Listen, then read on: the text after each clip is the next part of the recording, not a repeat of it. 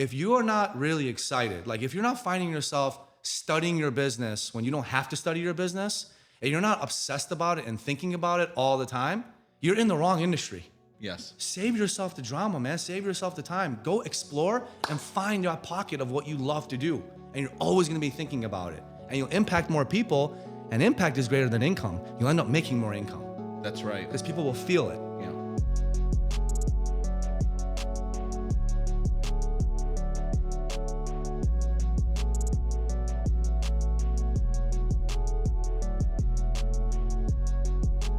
What's up, podcast fam? We are about to drop some fire the day after Easter, kicking off a 3-episode day in Miami, doing it with literally the top G from my days in Chicago, the one and only. He is the CEO of Go Coaching, CGO at Lower Company. My man is a serial entrepreneur, started with a 17-unit family building. I mean, this is like 20, 30 years ago, my guy, Amir Syed. Hey, you mispronounced my Amir, man. I need you to put an R at the end of Miami, baby, you know? All right, come on now. And you know I got the license plate too. I got the license plate in Miami. Don't. Yes, I do. No, you Let's don't. go, baby. I'm a Chicago transplant. You know I just moved here. Let's go, baby. You are nuts. I literally was just wordplaying right there. I'm like, damn, you throw an R at the end of Miami? That's my name. I'm getting the license plate. And it was available too. Oh my God. The lady at the tag agency said, Senor, are you sure? I go, yes, that's what I want. Oh. You know, so it's good to be here with you, Manny. Oh man, what a gift. It's been too long, right? It's been too long, man. I was just so happy to hear from you, dude. We go way back. Yeah. We've had a lot of great moments together. Yeah. And the older I'm becoming, I'm just valuing everything, you know? Yes. And I have this old saying, man, I treat people fairly with my time, not equally. And the older I'm getting, I'm really understanding who to give more time to and who would bless me with some of their time. And so every time that we've had together, it's been a big return, man. You know, you made a lot of introductions to me, so I'm just honored to be here. I'm happy you're here in Miami. You know, I don't know why you're not living here full time, but maybe we'll convince you at the end. Man, it's an absolute gift that we got together. I know it'd been a couple years since we first when I started the podcast as more of a hobby. And then you started launching business after business like you always do. This serial entrepreneur, man, you are out of control, but it's control chaos. It's Absolutely. control chaos. And of course, I was thinking about how I was going to introduce you this morning. And it goes without saying that we are a reflection of our families and the incredible Arsiak and now the new addition, Valentina, to this beautiful family that you have. That's got to be a lot of what's been driving this incredible inspiration, this sort of insatiable appetite that you have for achievement. And in the 20 years that I've known you, that's been kind of the way I see you, this sort of insatiable appetite for achievement and progress. Can you talk a little bit about where all of that comes from? Thank you. I think I've been having a lot of self-reflection. I'm 42, and my family, my mom and dad and I, we left Iran in 1980 to 1988. Iran and Iraq had an 8-year war. 1 million people died. I had a lot of uncles come back with post-traumatic stress disorder. There was bombs flying over my head. I was 5 years old. And my dad and mom said, we got to get out of here. So they packed their stuff. They moved to London. They had some family there. They couldn't get a job, too expensive. They went to San Francisco. My mom couldn't get a job at McDonald's. They came to Chicago. And my dad was a shoe salesman making $3.75 an hour. And we lived in a 500 square foot apartment. Until the age of 12, I moved like 6-7 times. English was my second language. I had no siblings, no aunt, no uncles, no grandparents, nothing. It was very, very lonely, right? And and so hard work is very important in our family. But I realized I've always had this chip on my shoulder. And up until about a few years ago, I've been able to suppress it and harness it the right way.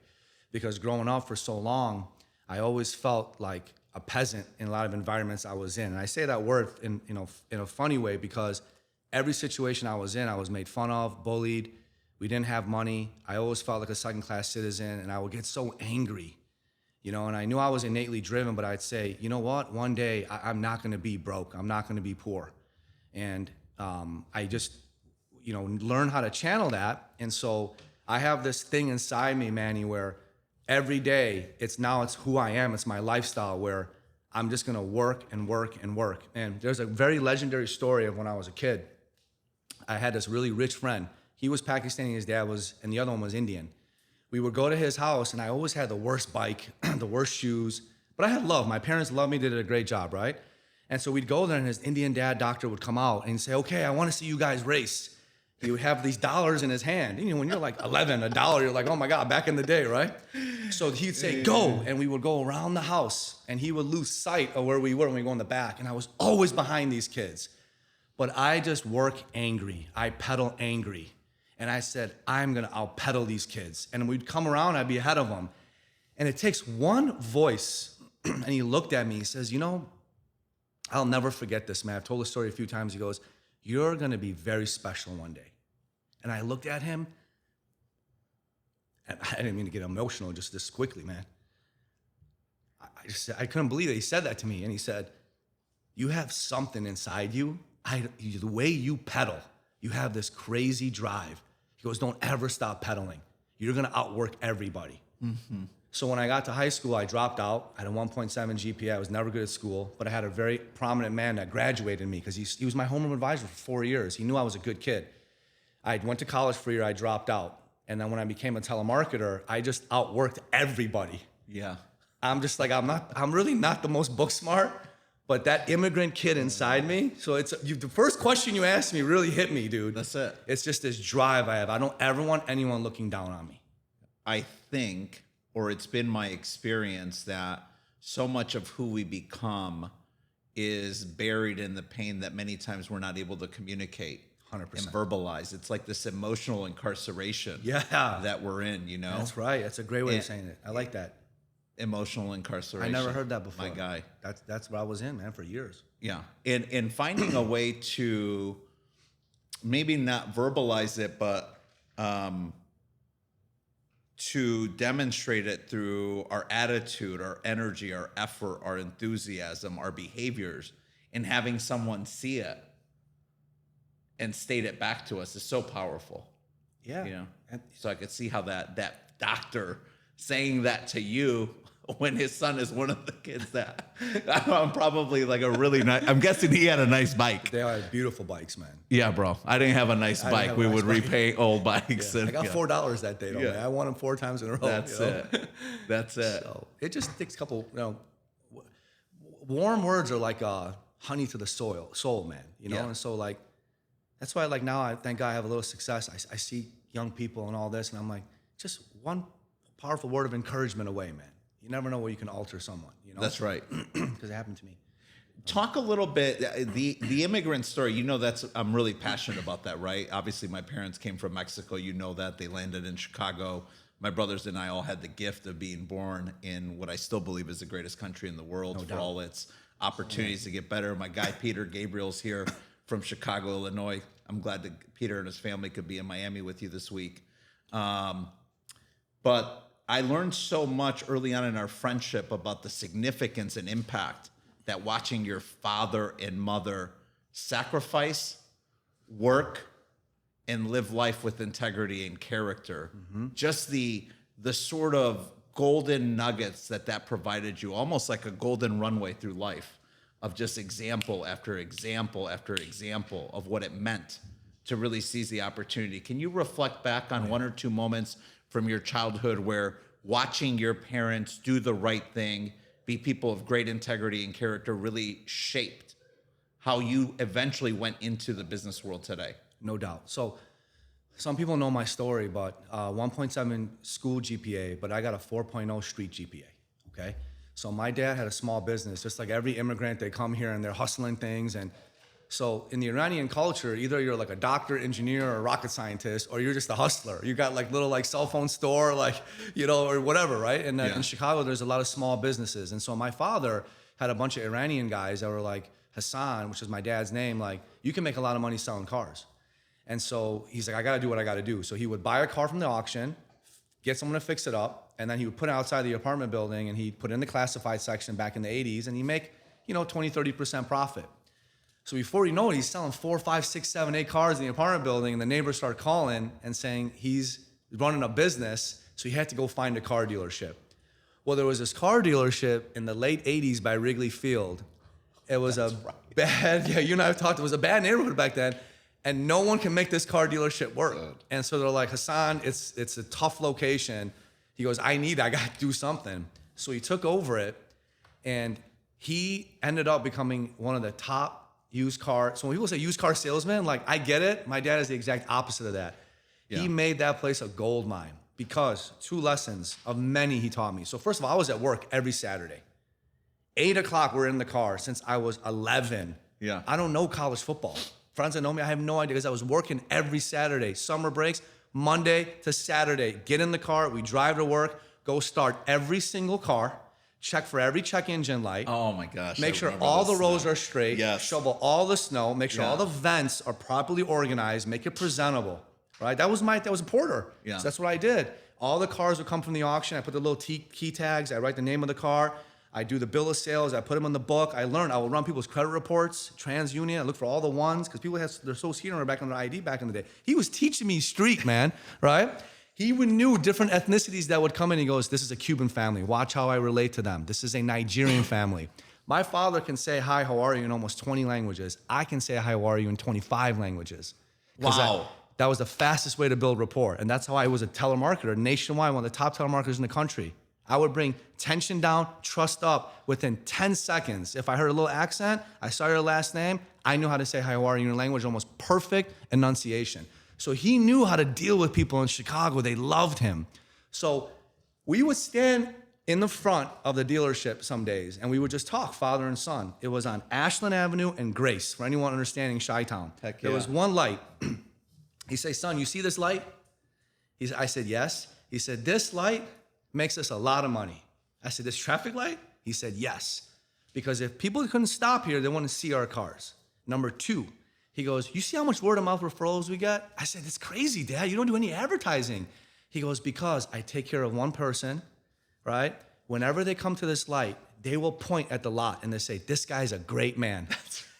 And he goes, and people just keep coming and coming. And so we have Burt Wyman Ford. We had, like, not to drop Burt Wyman, right? But he would get so mad at my dad. He would call my dad and says, why are you undercutting my prices on the Ford Taurus and this? Who are you, right? But my dad, dude, he would have a lot of Hispanic community come to buy cars from him. Of course. And he was doing in-house financing. Back in the day, there was no banks. So they would make him payments every week, $50, $100.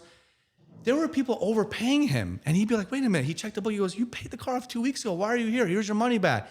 Their transmission would die 6 months later, and they bring it back with their wife and kids. He says, don't worry about it.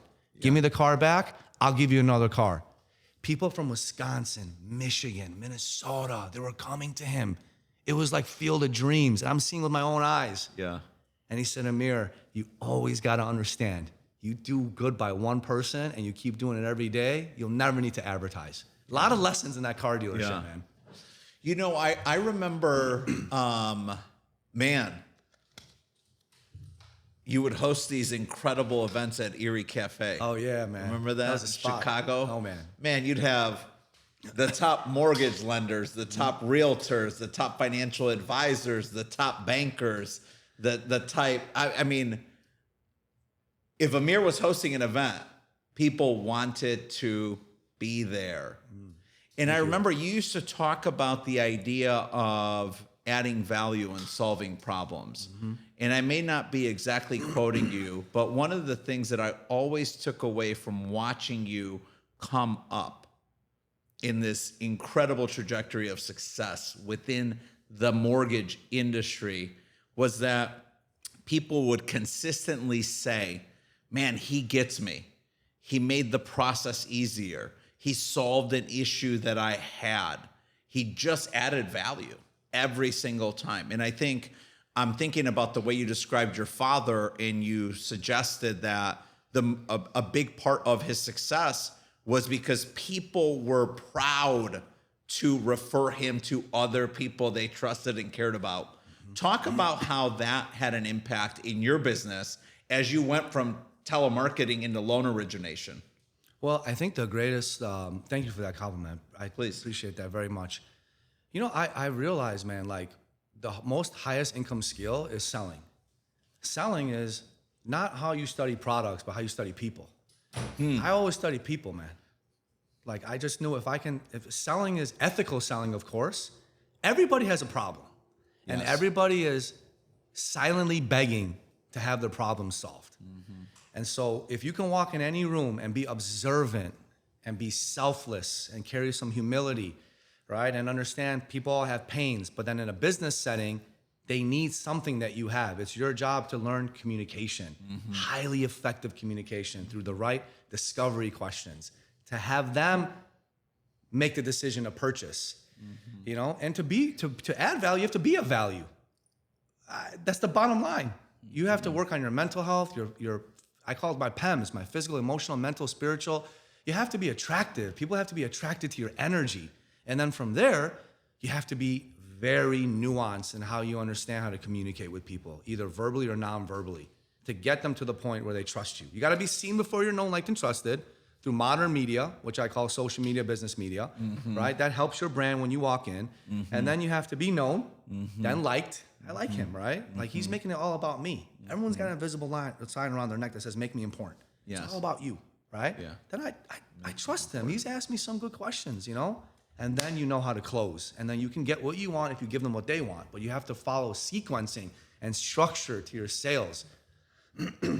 Let's go into that a little bit. I knew this was going to become a fountain of sales gold. I knew it. And I also know that with my move to Michigan 7 years ago, we became a little bit less connected. So I'm guessing that you have a lot of new content, a lot of reframed, reimagined, restructured concepts that helped you become so successful in mortgage lending that you're now applying into your Go Coaching program. Yeah. Can we unpack that a little bit? Yeah. So let's think about it this way. Let's think about it as a toolkit. So I'm in sales and I'm signing up for Go Coaching. What type of toolkit am I going to get by becoming a client and mentee of Go Coaching? Great question. I work on 4 pillars that lean on one bedrock: marketing, sales, ops, and finance, on leadership. The higher those pillars go is directly to the deeper the leadership skills. Every business is built on marketing, sales, ops, and finance. Think about it. Every business, your local dry cleaner to Starbucks. You have to be able to have your brand walk in the room before you.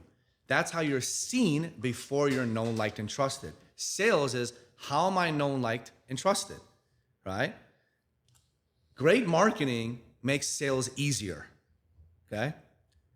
Sales is all about how do I go through a professional process of rapport, discovery, close, and forever follow-up. Why do I feel like I'm in class right now? I'm like, I can't even keep up. We're recording this, right? Because I'm like, I'm going to stop writing these all out. Look at this. Look at this. I didn't mean to take you back to school, man. I'm just asking a question, I'm answering it, you know. But and that's so operations is can you keep your promise of fulfilling? Now that I trust you to get into business, can you fulfill it? Great ops drives sales. Great marketing softens sales, right? And then finance, you got to make a profit. You got to defend your dollars and deploy your dollars wisely. Money is oxygen to the business. It gives confidence. You follow? So when you can learn those 4 pillars, but how you learn is leadership. Am I willing to stay focused and not have shiny strategy syndrome? Am I willing to stay focused and not have shiny object syndrome? Am I willing to stay focused and be consistent? That's leadership. Everyone talks about leadership. Leadership is how you lead yourself, not how you lead other people. Like, lead yourself really well. Have humility, have accountability, have focus, have perseverance. Go invest in yourself. Like, I may not have a college degree, but I got a $1 million career degree, Manny, because I know my craft and I invest thousands of dollars in it, right? And so that's leadership. I don't know it all. I'm a rookie today. So I wake up in the morning and I'm like, I can really learn from this. I'm taking this course. Like my newsletters that I do now. I have over 10,000 subscribers. I'm like, I want to my audience on social is rented. My audience on my newsletter is owned.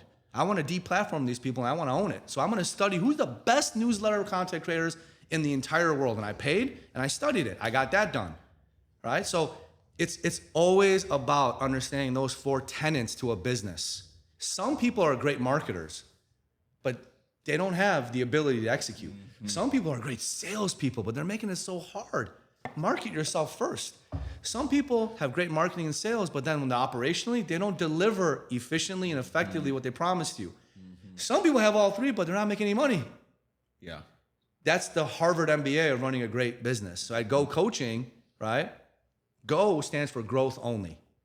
The exclamation point after Go is very intentional because sales is a transfer of enthusiasm. I told my wife, when I die, I want an exclamation point after my name. Because I want people to know he lived his life full of enthusiasm. If I ain't excited about what I'm selling you, you ain't gonna be excited about it. You got to be excited and enthusiastic about living and breathing and being in this country. Dude, you see what's going on in the Middle East. You hear my story where I came from. We're like, sometimes we forget how blessed we are, man. No matter what. I want to be careful with that because I know not everybody's got, in good situations and sometimes, but if you're working, if you're not passionate about it and you're not walking like a exclamation point, quit your damn job, dude. Go find something else. Say that again. If you are not really excited, like if you're not finding yourself studying your business when you don't have to study your business, and you're not obsessed about it and thinking about it all the time, you're in the wrong industry. Yes. Save yourself the drama, man. Save yourself the time. Go explore and find your pocket of what you love to do. And you're always going to be thinking about it. And you'll impact more people, and impact is greater than income. You'll end up making more income. That's right. Because people will feel it. Yeah. You spoke about the significance of consistency. Most important thing. Think of words like discipline. I think of a great coach that I've had in my life, Ben Newman. He talks about the seduction of success. That guy's a legend, man. Yes. Continued fight. He is, right? I like that guy a lot. Yeah. And he talks about the seduction of success. And you made me think of that when you were referencing this idea or this notion that, you have a little bit of success and then you kind of take the foot off the gas, right? You say, oh, like I deserve. I've got a lot of young guys at the firm who are like, oh, I'm going to be away for 9 days for vacation. And I'm like, you're barely making it. How can you even call it vacation? Call it remote work, and I hope you're working, right? Like, talk about Ben's concept of seduction of success. Talk about this sort of mental, emotional adversity we all face with ourselves when we get a little bit of success and we think, oh, I need to enjoy it now. Dude, I can really talk about this with you for a while, right? And I appreciate you bringing that up. Dude, most people fear failing. They should fear succeeding, not failing. Say more. Dude, like, if you just do the work and do the right things in the right order, like, there's never been a better time to equip yourself from information and action, right? Like, you're gonna succeed. That's the guarantee. What's not guaranteed is how long you'll succeed for, right? And if you'll stay consistent, And so if I had to unpack that even one level lower, right, Manny? Or deeper, it's like this. Like, most people, what I've realized is like, you don't need to be the most talented. But when they set goals, they forget all the in-between and they're not prepared for the tough days. Yeah. But if you prepare yourself that's right. Okay, I am going to lose 20 pounds, but I know there's going to be a day I'm not going to feel like it. I know there's going to be a day I'm going to eat bad, but when it gets there, you're not surprised. You're like, I knew you were coming. Yes. I knew this is part of the journey. So like, if you prepare for it, this is part of the journey. And then the other thing is like your podcast, right? Like, so many people try to launch this, but it's like, dude, like, how long are you going to do it for? And you've been doing it and doing it and doing it and doing it and doing it. It's like, just show up, man. Show up and show up every single day. And then when you get to success, there's a saying in Japanese culture called Kaizen, the beginner's mindset. You know about that, Manny, right? Dude, ego truly is the enemy, man. Once you get to success, you got to think, okay, you're here. You're in the room now. The devil was distracting me. Now, you're walking in the room. This is the new devil is like, your success. Like, no. I expected you. So if I had to summarize that as expectations, man. Have expectations and agree to them. Expectations without agreements are toxic. Have an expectation with yourself of what's going to happen. Get an agreement that, are we cool with this? We're going to go out. It's going to take sacrifice. It's going to be some hard days. This is what's going to happen when we succeed. Are we in agreement? Let's go. Yes. And I love what you just said, because I think oftentimes the ability to be prepared for the moment is acknowledging that we naturally almost have like two different personalities, two different sort of vibrations, a high vibration, a low vibration. And knowing which voice is the one that's got the microphone at the time allows us to confront that moment and say, oh no, we already talked about this. Like, I'm still gonna eat clean. Or, hey, we already talked about this. Like, yes, I just had my best month ever, but recognizing this is more of a micro moment than taking a week off, right? And so I'm wondering if you can talk a little bit about, with our listeners, because I'm guessing we're going to have a lot of people who are in the sales profession listen in to this episode.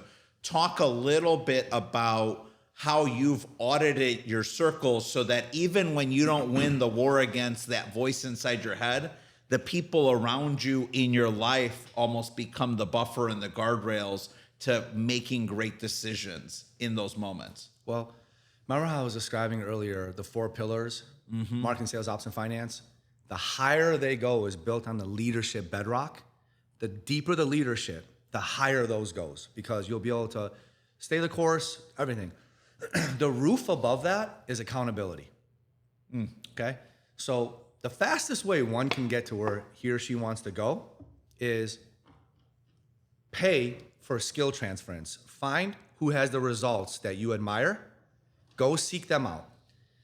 I think people like mix up mentoring, consulting, coaching, and teaching and therapy. They kind of confuse all of them. They're very different. You follow? Teaching is, you teach me what you're credible in. I'll do whatever I want to do with it. Consulting is, here's a check, solve my problem.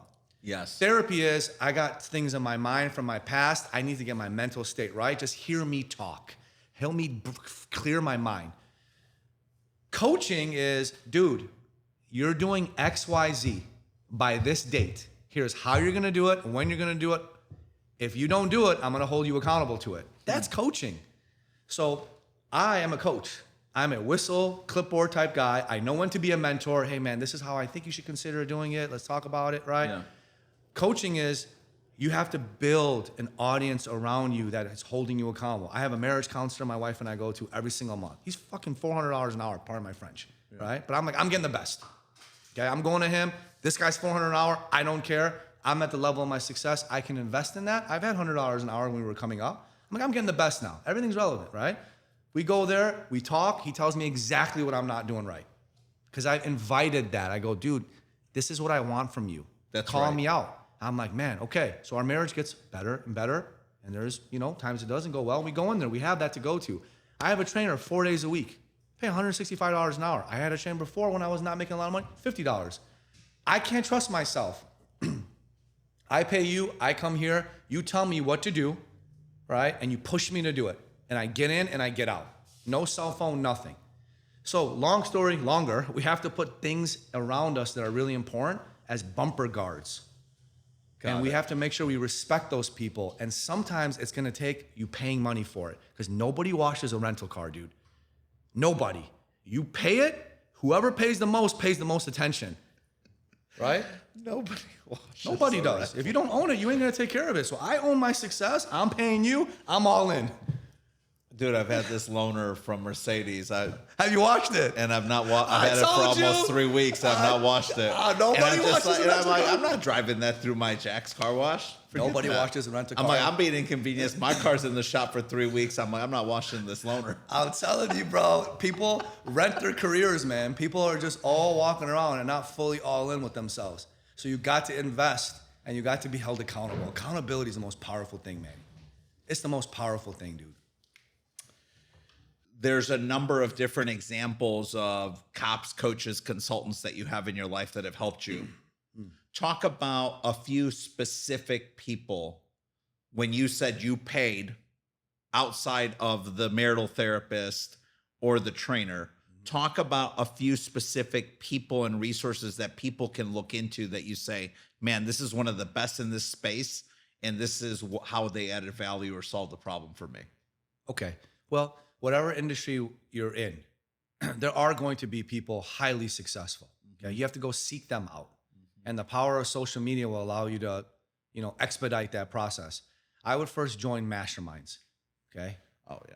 I mean, it's a no-brainer. Napoleon Hill talks about it. Like step one is join a mastermind. Yep. Go put on a credit card. Go take a personal loan out. I don't care. Go sell your beanie bag collection. Like, go do it. Yep. Because now you're going to be in a room, and if you're in a room with other people that have paid money, invested money, that's the right group to be in, right? Because they're just wired a certain way. Yeah. You feel me? Oh. So now when you're there, you'll find.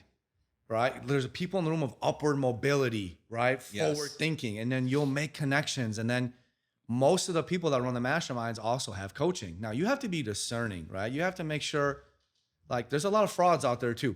They're great marketers, but they're not really, really authentic in what they do. So you have to be careful. You might get burned a couple times, but dude, the greatest shortcut to success is other people. I am a walking testimony to that. I should not be here. Yeah. I'm telling you, I tell people all the time, it's crazy where my life is at, because people. And there's lessons in mistakes. There's lessons in defeat. There's lessons in failures. Can you share a story of one time you were all in on something and it was either the wrong resource or the wrong time for you? Yeah, I have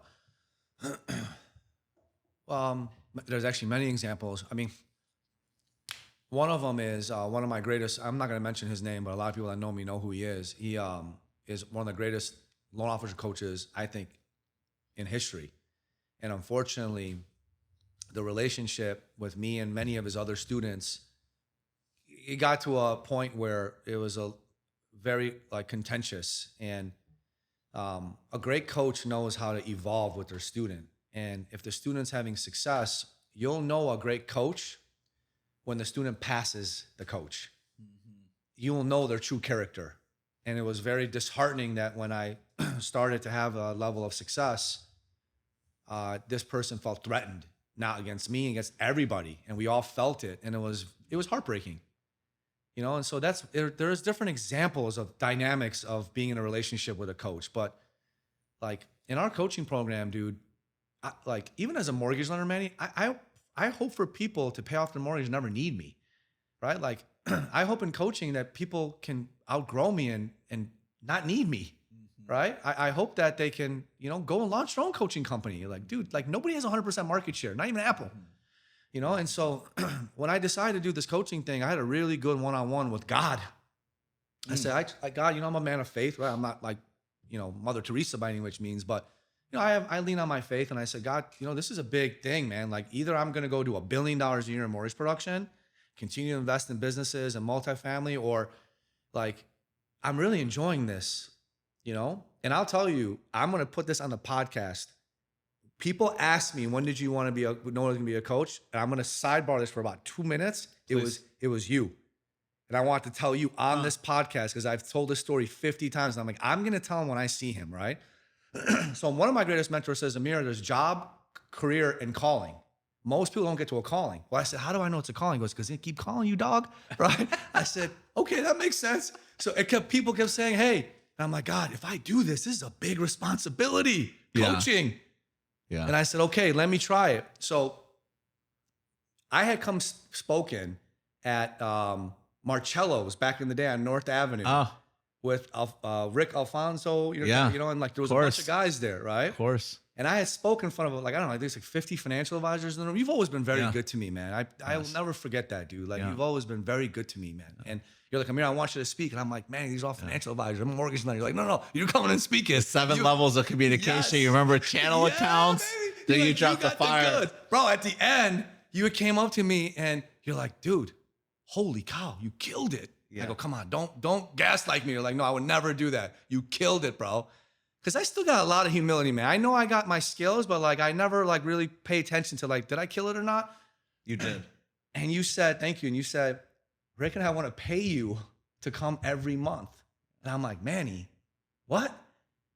And you're like, dude, you got what it takes. You got the goods, man. And like, we'll want to pay you to come in. We want the power of the outside voice. You got these guys going. And I'm like, Manny, you never got to pay me. I called my wife. She goes, I've been, our moms and our wives know us better than anybody. That's right. She's like, I've been telling you, this is what you need to do. Yeah. So being in the right room with the right people, like you and I are a perfect example, upward minded, don't be around losers is the bottom line. Nothing personal. Be around winners. And winners open doors for you behind closed doors. And one golden rope comes, another golden rope comes, and you just got to jump and take it. But people in life are golden ropes. Yes. Yeah. That's my answer. Long. No, I love that you said that because I still remember that day. It took a minute to convince Rick that we'd have somebody from outside our industry come in and do the big talk for the month. And you came in with the 7 levels of communication, and the top 3 are the zone of influence. You remember? Handwritten notes is the 4th. And I just remember I was like, yeah, dude, it's one-on-ones, right? It's special events, it's meetings, and phone calls. The phone calls. And I just remember saying, man, everything he is doing in the lending world is relevant to what we're doing in sort of financial planning, financial stewardship on behalf of our clients. Because that's what you do, right? You're a steward of their financials. Through helping them secure, their most significant asset, which is typically their house, and through smart lending. And that was powerful. I'm so glad that you said that because I had forgotten about that. But it's interesting. That was like a dozen years ago. That was a long time ago. That was over 10 years ago. What are a couple of the things, if you can remember back, what are a couple of the things that happened along the way that kept leaving you these clues of success to get into coaching, right? Success leaves clues. What were the clues along the way that you're like, no, this was something. It wasn't just Manny. It wasn't just RC. These are other great examples that are encouraging me to take the risk. Well, my mom was a teacher, okay? And so she always had a great way of just articulating concepts. So it's in my blood, okay? I grew up in business, in small business, okay? So I had a street education. So I had learned in life, I started seeing some people are really successful.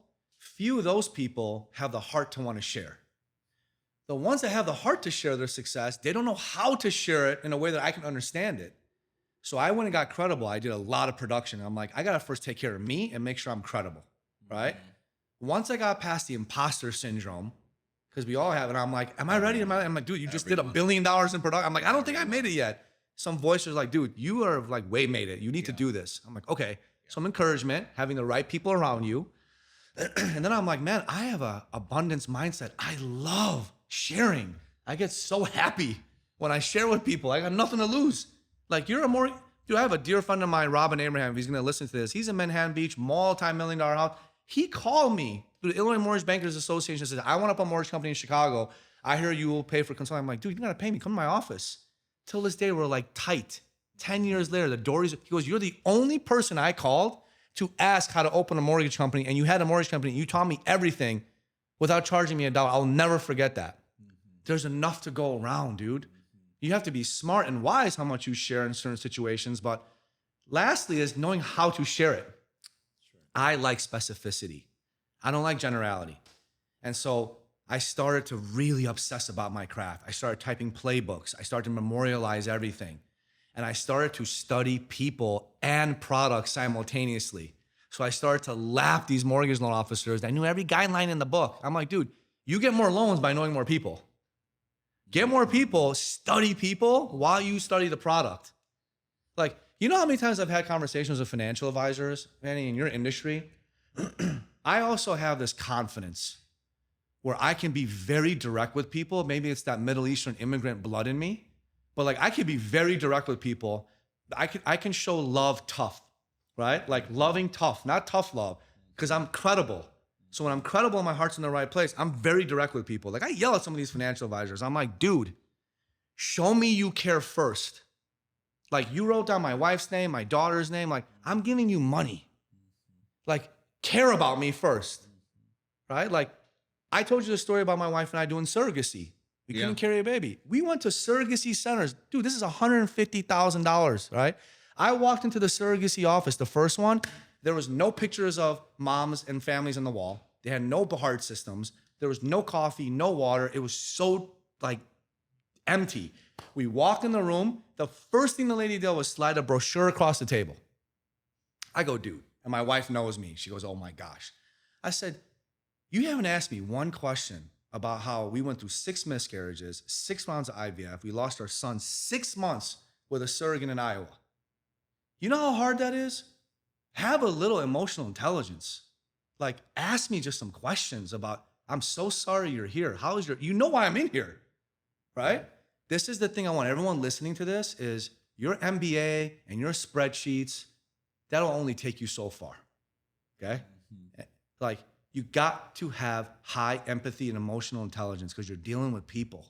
The minute you understand people and you study their communication modalities, all these things, and you can explain what you do in a way that falls on willing ears, the product and the process and the programs will all figure itself out. I love that. I love that. And thanks for being willing to be vulnerable and share that story. We have a high concentration of student athletes that listen to our podcast from all across the country, high school, collegiate level. My man Atlas is trying to grow my middle school audience. So shout out Atlas. Atlas Kai, Detroit Country Day. Thank you, buddy. A couple pieces of advice, a couple golden coins that you can leave behind to our student athletes who are trying to navigate their way through life, through high school, make good college decisions, and eventually professional decisions beyond. Dude, have fun, number one. Yeah, I love that. Loosen up, man. Yeah. Like, have fun. It's going to be all right. That's my number one advice to student athletes. I was a standout tennis player. Like, have fun, man. Like, the second thing is like, you guys that are listening to student athletes, what you're learning is going to translate into everything else that you do in life. Learn good social skills. Have humility. Be forgiving. Be gracious with yourself. Work really hard and don't cut any corners, man. Literally obsess over what you're doing. Obsess. Mamba mentality. Yes. Fall in love every day with what you're doing by having fun and obsessing. And you're going to know you're going to lose and you're going to win.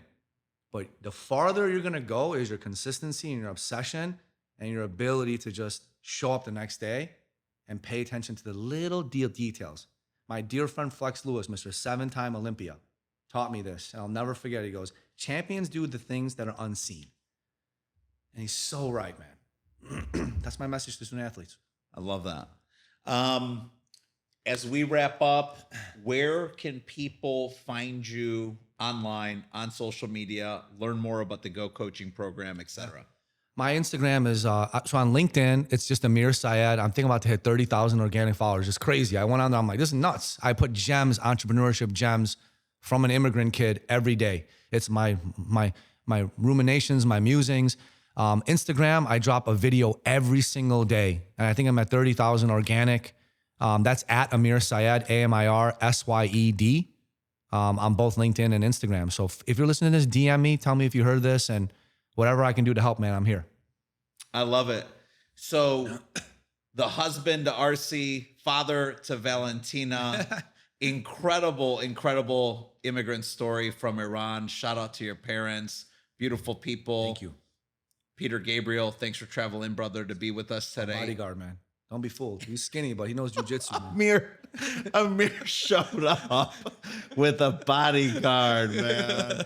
That's it. My man, the CEO of Go Coaching, CGO Lower Company, serial entrepreneur. You heard it here first. Hustling since he was 11. Let's go. Hustling since he was 11. 10,000 marketing calls. That was hard. Hey, no one can out-cold call me. I'm the best telemarketer in the country. 17-unit multifamily building at age 25. My guy with the 1.7 GPA dropout, 4.0 GPA on the street. Yes, sir. Amir Syed. Let's go, baby. Thank you, bro. baby. Love you too, man.